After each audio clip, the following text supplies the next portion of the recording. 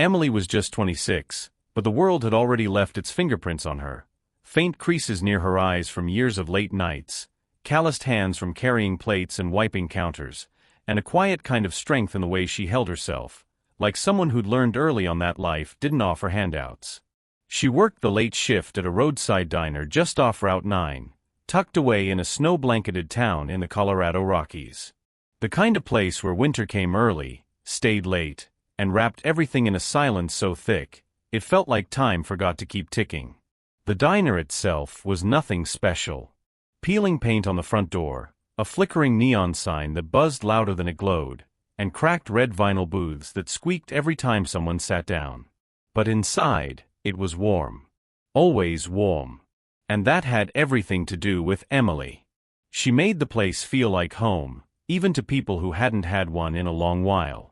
She lived alone, 2 blocks away in a tiny apartment above an old laundromat. The floors creaked, the radiator hissed like a dying snake, and the roof leaked every time it snowed too heavy. But it was hers. Rent was cheap, which was about the only thing working in her favor. Emily wasn't chasing big dreams, just one honest one. She wanted to become a nurse. Said she figured if she could ease someone's pain, even for a moment, then that was a life worth living. Every tip she earned went into a worn, soft envelope tucked under her mattress, labeled in faded marker, nursing school. Most nights, the diner was nearly empty. A trucker or two passing through. Maybe an old man with nowhere else to be. Emily treated them all the same, like they mattered.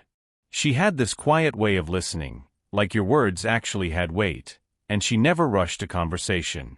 She'd remember your dog's name, how you liked your eggs, and that your mother was sick last fall. If you were down on your luck, she'd slide a coffee refill without charging, maybe sneak an extra slice of pie your way. Not because she had extra to give, she didn't. But because she couldn't stand to see someone go without. She never talked about how tired she was, or how cold her apartment got when the heat cut off mid-January. But you could see it in the way she rubbed her hands together between customers, or how she'd linger a few seconds longer by the dishwasher just for the warmth.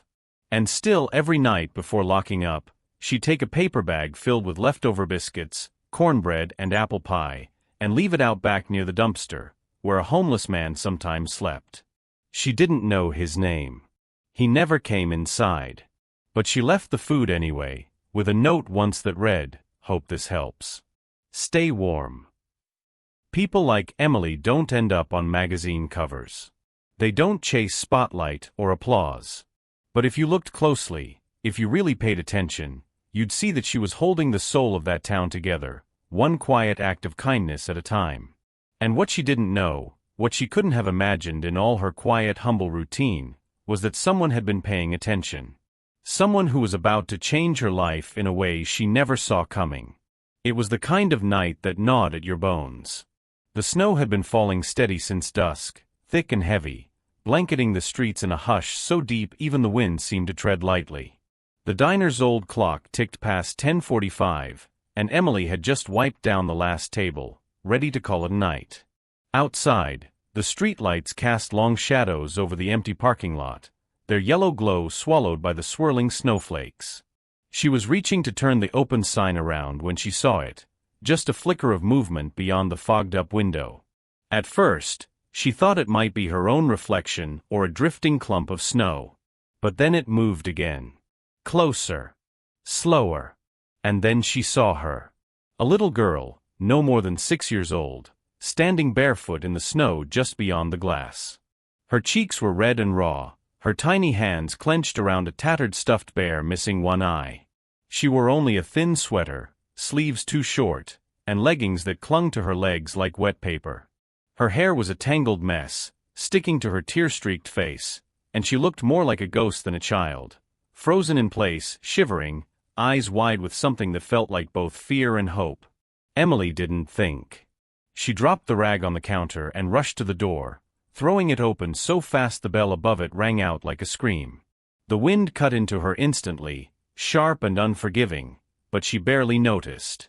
She knelt down in the snow, her hands trembling as she wrapped her scarf around the girl's shoulders. "Sweetheart," she whispered, trying not to sound as scared as she felt. "It's okay. You're safe now." The girl didn't answer, just clutched her bear tighter and looked up at Emily with eyes that didn't seem to blink.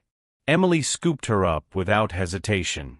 The child was lighter than she should have been, her skin ice-cold even through Emily's coat. She carried her inside, shut the door against the storm, and hurried to the booth closest to the heater. She worked quickly but gently, removing the soaked sweater, wrapping her in extra aprons from the back room, and placing her hands around a warm mug of hot cocoa she'd made in a hurry. The girl's lips barely moved, but she managed to whisper between shivers. Just one word, repeated over and over like a broken music box. "Mommy. Mommy." Emily's heart broke a little with every syllable. She ladled a bowl of chicken noodle soup, knelt beside her, and fed her slowly, letting her warm up sip by sip. She didn't ask questions, not yet. She just sat there humming softly, an old lullaby she barely remembered from her own childhood, and stroked the girl's hair while the storm howled outside. She didn't know where the girl had come from. Didn't know if help was coming. But none of that mattered in the moment. All that mattered was that the girl was here. Safe. Warm. And not alone. What Emily didn't see, what she couldn't have seen, was the man sitting in the farthest booth, hidden in the shadows. He'd been there the whole time, watching quietly from behind his newspaper, his coffee long since gone cold. His eyes hadn't left Emily once. Not when she opened the door. Not when she held the child. And certainly not now, as something stirred inside him he hadn't felt in years. The little girl didn't speak much.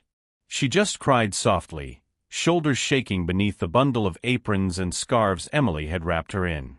Her hands, still stiff from the cold, clung tightly to that worn-out teddy bear, as if it were the last thread connecting her to something familiar. Every few minutes, between tiny hiccuped breaths, she whispered one word over and over, "Mommy. Mommy." It wasn't loud. It wasn't panicked. Just a fragile echo, like her heart was trying to call someone home through sheer will. Emily sat down beside her in the booth, careful not to startle her. She'd seen fear before, real fear, but there was something different about the way this girl stared into the distance, like she wasn't really here at all. Like some part of her was still out there in the snow, lost with her mother. Emily reached into her coat pocket and pulled out a small hand-knit scarf, faded burgundy, with a frayed edge on one side. She'd had it since she was a little girl, a gift from her grandmother back when the world still felt safe and full of color. It was the only thing she'd kept all those years, through moves, heartbreaks, long nights and short paychecks. She hesitated for just a second before gently draping it around the girl's neck. "There," she said softly. "This one's always kept me warm. It'll do the same for you." The girl didn't respond, but her tiny fingers reached up and held the scarf close to her face, eyes fluttering closed for the first time since she walked through the door. Emily stood slowly, walking behind the counter to the old rotary phone mounted to the wall. Her hands shook slightly as she dialed. The line clicked once, then twice, before a tired voice answered, "Local sheriff's office." Emily explained what had happened, gave the address, and was told an officer would be there as soon as they could make it through the snow. She hung up, heart still racing. Back at the booth, the little girl had curled up slightly, her cheek resting against the side of the teddy bear's matted fur. Emily returned to her side, sat down again, and without thinking began to hum. It was the same tune she'd hummed years ago, sitting on her grandmother's lap during a thunderstorm. A melody with no words, soft and circular, like a blanket made of sound. She reached out and gently stroked the girl's hair, the rhythm of the lullaby steady, comforting. Minutes passed like that. Maybe longer.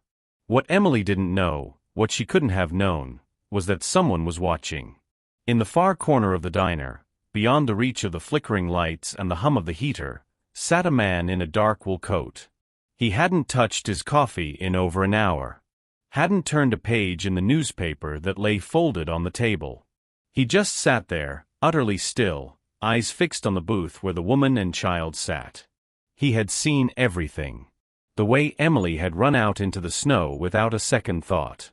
The way she'd held the child like her own, offered her food, warmth, kindness, without asking for anything in return. And now, the way she sang softly, like the world wasn't falling apart outside. The man said nothing, made no move. But deep in his chest, something shifted. Something he hadn't felt in a long, long time. And Emily, tired, tender-hearted Emily, had no idea.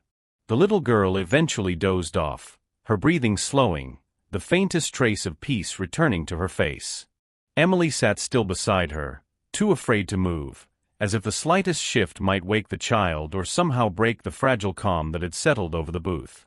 Outside, the snow kept falling, thicker now, softer, like a lullaby whispered by the night itself. Across the diner, the man in the dark coat remained silent. His name was Lucas Graham. Most people knew the name. Tech visionary, billionaire entrepreneur, the kind of man who made headlines when he blinked. But here, in this dimly lit diner in the middle of nowhere, he wasn't any of those things. He was just a father, one who had nearly lost the only thing that mattered. He hadn't meant to stop at the diner that night. His private driver had taken a wrong turn while navigating through the snow-covered backroads near the luxury resort where they were staying. The little girl, his little girl Amelia, had been playing just outside the lodge earlier that evening, building snow castles and giggling at the way her breath fogged in the cold. It had only been a moment. A single moment. A dropped mitten, a turn of the head, and she was gone. Lucas had searched frantically, called every local authority, sent his security staff combing the streets. But in the end it was this place, a small worn-out diner with flickering lights and a crooked sign, that had become her sanctuary. He had stepped inside just minutes after the girl, intending to ask if anyone had seen a child alone in the storm. And what he found instead was her, the waitress. He watched as Emily knelt down in the snow, gathered the child into her arms like it was the most natural thing in the world.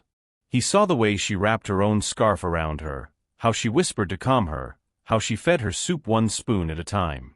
He watched her give up her warmth, her time, her heart, without knowing a soul was watching. Lucas hadn't said a word. He hadn't revealed himself when the officers arrived 20 minutes later, having tracked the missing child through local tips and weathered camera footage. Amelia had stirred when they gently lifted her from the booth, and her tiny fingers had clung briefly to Emily's apron before she was carried out into the night. Emily had stood there in the doorway, watching, face pale with worry and quiet hope. Lucas stayed behind. He sat in the shadows long after the flashing red and blue lights disappeared down the street, long after Emily returned to cleaning tables with a distant look in her eyes. He needed to understand who she was. Not just her name, but what kind of person gave so much without even asking why a child was standing alone in the snow. Not many people lived like that. Not in his world. He would return. But not tonight. Tonight, he left without a word, his coffee still cold, his coat damp with melted snow, and his heart heavier than it had been in years. But also, strangely, lighter, in a way he couldn't yet name. He had found his daughter. But he had also found something else. Someone. It had been a week since that night. A week since the snowstorm, the quiet booth, the girl with the stuffed bear and the trembling voice. The nights had grown a little warmer since then, though winter still clung stubbornly to the edges of the little town. Emily hadn't spoken much about what happened. A few customers asked, curious about the flashing police lights or the extra footprints in the snow. She only smiled, said something vague about a lost child and good timing. Then she'd go back to wiping counters or pouring coffee, her thoughts somewhere far away. She hadn't seen the girl again. Part of her wondered if it had all been some strange dream, if the warmth of the cocoa, the softness of the lullaby, and the tiny voice saying "Mommy" were just echoes left behind by the storm. Then, one Thursday afternoon, the bell above the diner door rang. Emily looked up from the register and froze. Standing there, framed by the soft glow of daylight against the glass, was the girl. Her cheeks were rosy this time, her coat new and buttoned all the way up. In one hand, she clutched the same worn-out teddy bear. In the other, held tightly against her chest, was a familiar burgundy scarf, faded, frayed, unmistakable. Before Emily could say a word, the girl ran toward her, arms outstretched, and threw herself into Emily's embrace. It was sudden and full of joy, like a homecoming neither of them had dared hope for. Emily knelt down, arms around the child, the scarf pressed between them. "I kept it," the girl whispered. "It smells like you." Emily smiled through the sting in her eyes. "I'm glad," she said, voice trembling. Then she saw the man standing just inside the doorway. He looked different in daylight. Less shadow, more presence. Tall, well-dressed, but not flashy. His expression was calm, but his eyes, those same quiet, watchful eyes from the corner booth, held something softer now. Something honest. "Emily," he said, stepping forward, "my name is Lucas Graham." She stood slowly, unsure of what to say. He extended a hand, but didn't rush her. "I wanted to thank you," he continued, "not just for what you did, but for who you are. That night, you didn't know who she was. Or who I was. You didn't ask for anything. You just acted. With kindness. With heart." He looked down at his daughter, who now stood between them, clutching both the bear and the scarf like twin anchors. "You didn't just keep her warm," Lucas said, voice low, steady. "You warmed something in me, too. Something I thought I'd lost a long time ago." Emily didn't quite know how to respond. She wasn't used to compliments that came wrapped in sincerity. She certainly wasn't used to being thanked by billionaires with voices like quiet thunder. She cleared her throat. "I'm just glad she's safe." Lucas smiled. "Because of you." They stood in silence for a moment, not awkward, just full. The kind of silence that only happens when something meaningful passes between two people, wordless but understood. The girl tugged gently on Emily's sleeve. "Can we get cocoa?" Emily laughed, soft and real. "Of course." She led them to the same booth as before, her hand steadier now, her heart lighter. She didn't know what would come of this, what it meant, or if it meant anything at all. But she knew this moment mattered. And in that little diner, on an ordinary afternoon, something extraordinary had come full circle. The visit was brief.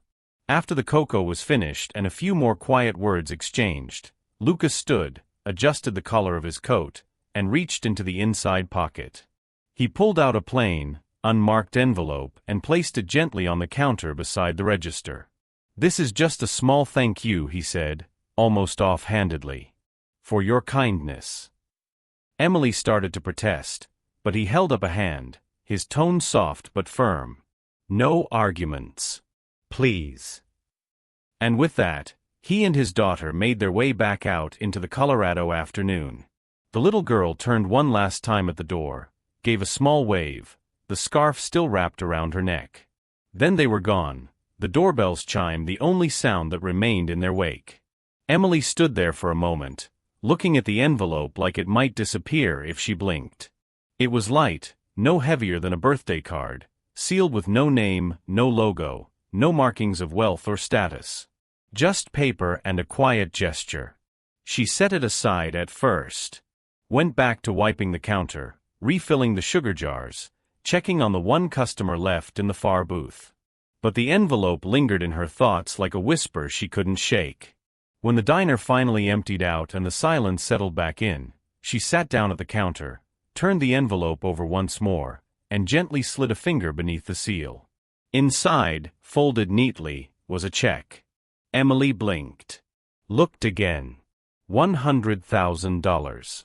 She stared at the numbers, disbelieving, her hands suddenly unsteady. For a moment, she thought it must be a mistake. Maybe it wasn't real. Maybe there were too many zeros.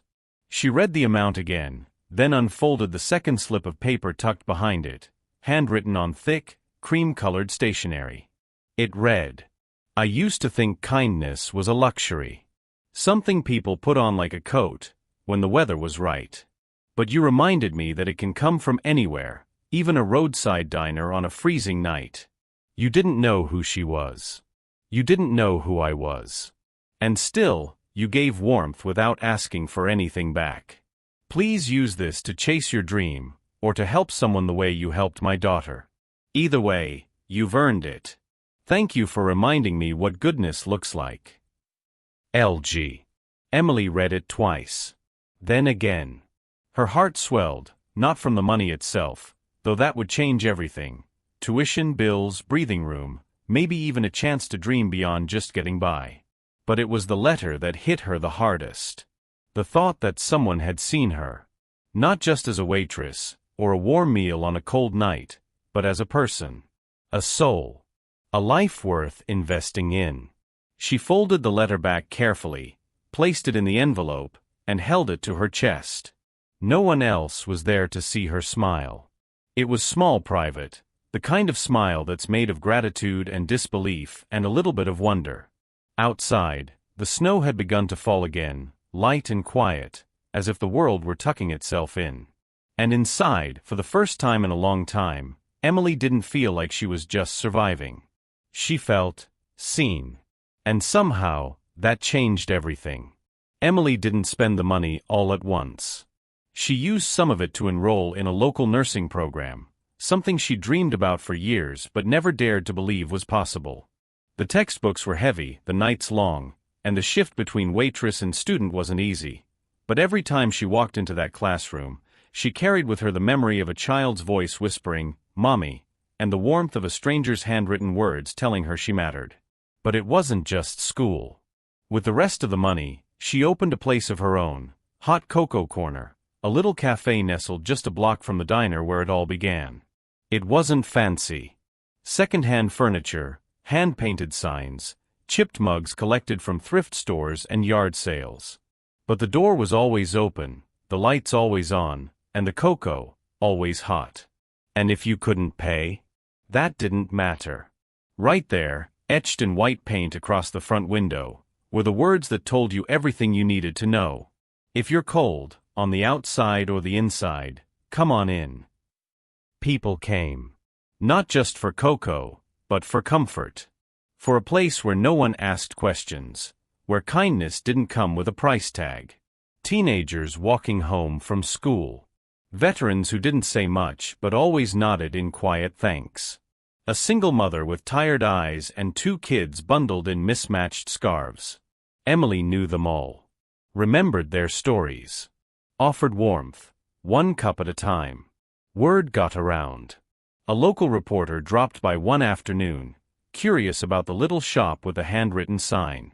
A week later, a feature ran in the town paper, headlined, "The Woman Who Warmed a Winter."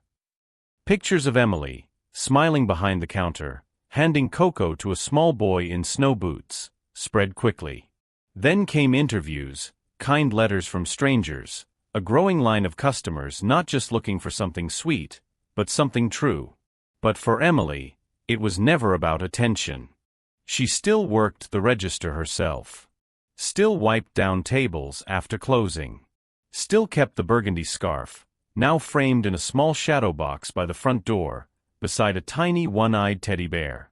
A quiet reminder of a night that changed everything, not just for a child lost in the snow, but for a woman who thought her life would never stretch beyond the walls of a small-town diner. And though the winters still came, and always would, there was something different now. Because in that little corner of Colorado, when the wind howled and the sky turned gray, there was one place you could count on. Where the cocoa was warm. Where kindness lived. And where a girl named Emily kept the cold at bay, not just with heat, but with heart. Sometimes it's the quiet acts of kindness, offered with no expectation, seen by no one, that carry the greatest weight. Emily didn't have much. She worked long hours, lived modestly, and carried her own quiet burdens. But when a child needed warmth, she gave without hesitation. Not because she had plenty, but because she understood what it meant to go without. This story reminds us that compassion is never wasted. In a world that often feels rushed and divided, a simple gesture, a scarf, a bowl of soup, a gentle song, can ripple farther than we imagine. Emily didn't know someone was watching. She didn't know her kindness would return to her in ways she couldn't dream of. For those of us in our later years, this is a comforting truth: it's never too late to make a difference. A warm word, a shared memory, a helping hand. These are the legacies that last. The world may change, seasons may pass, but the warmth of a good heart, that never goes out of style.